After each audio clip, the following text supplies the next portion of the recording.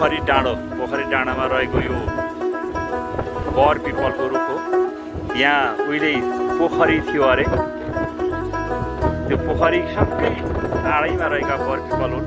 यो माथिको ताप्ले वन भन्थे हामी पहिला।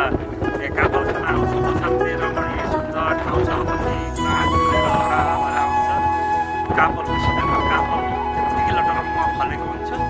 त्यसै गरी पर देखेको त्यो गहिरो भूभाग कोप्ती खर्क यो बेदिनीको पानीको स्रोत हो। त्यो त्यहाँ पानी पलाउँछ, तल खानेपानी लाने गरेको छ।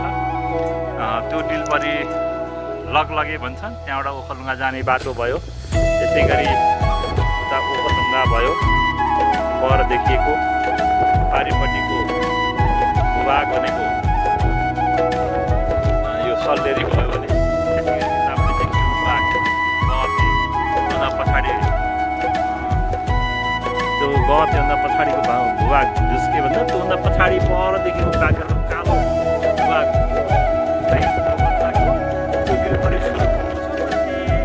एउटा सगरमाथा देखिन्छ यहाँबाट, तर अहिले उहाँको कारणबाट हामी देख्न सकिरहेका छैनौँ।